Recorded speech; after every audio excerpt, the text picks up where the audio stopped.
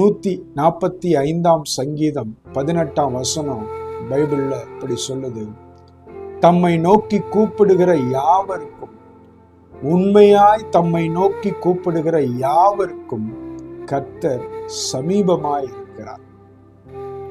உனக்கு அவரை நோக்கி பார்க்கிற பழக்கம் இருந்ததுன்னா உன்னை பார்த்து நான் சொல்றேன், உன் பக்கத்துல அவர் எப்பையும் நிற்கிறதற்கு அன்புள்ளவராய், இரக்கமுள்ளவராய், தயவுள்ளவராய் இருக்கிறார்.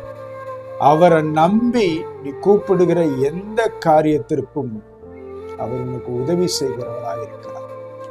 நீ யாரா இருந்தாலும் பரவாயில்ல, உன்னுடைய கடந்த காலம் என்னவாக இருந்தாலும் பரவாயில்ல, இன்னைக்கு அவர் மேல நீ நம்பிக்கை வைத்து நீ எந்த காரியத்தை கேட்டிருந்தாலும் அவர் உனக்கு பக்கத்துல வந்து நின்று அந்த காரியத்தை உனக்கு வாய்க்க பண்ணுகிறவரா இருக்கிறது.